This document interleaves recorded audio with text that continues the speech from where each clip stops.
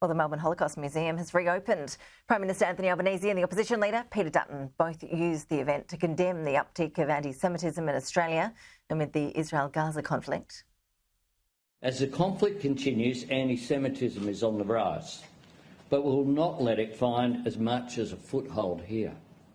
Australia will always denounce it and reject it utterly. Joining us live now is the museum's CEO, Jayne Josem. Jayne, really appreciate your time. Thank you. Talk about timing. This reopening, no doubt, even more significant considering it does come at a time when the Jewish community is grieving those lost on October 7 and a rise that we're seeing right around the world in anti-Semitism.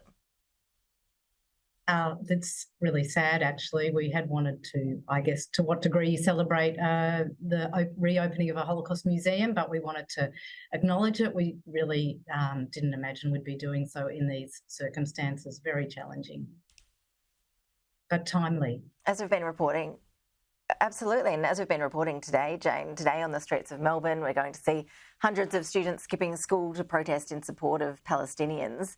Do you think our kids here in Australia today are educated enough about the horrors of the Holocaust, about anti-Semitism? I assume your doors at the museum are well and truly open for schools wanting to take students through at this particular time.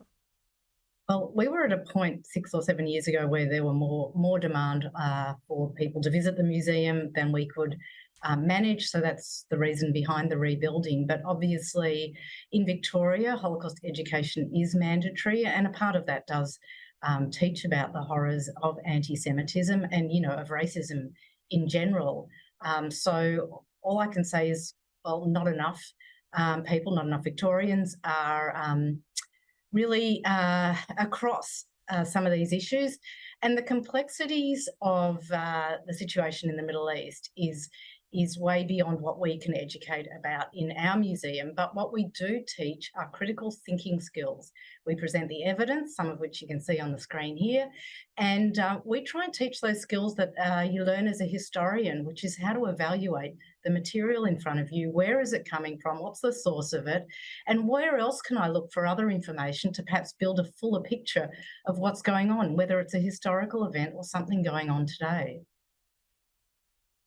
Yeah, it sounds like it's definitely worth a visit for anybody there in Melbourne or travelling there soon. Have you had to step up security there at the museum? Had you been worried that you could be targeted by pro-Palestinian advocates at the moment?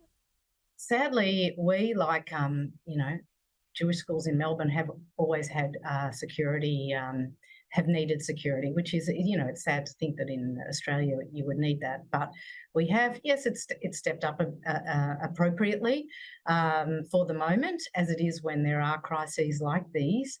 But I will say, look, our survivors set this museum up 40 years ago.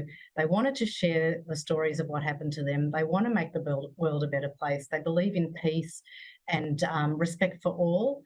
And those are the lessons that we teach here. And, those are what our survivors will continue to advocate for so long as they're alive.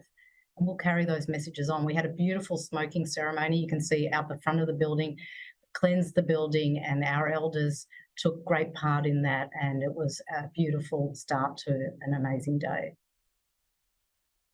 Yeah, and good to see the bipartisan support there that you were offered yesterday from both of the major parties. Jayne Josem, really appreciate you joining us. Thanks again.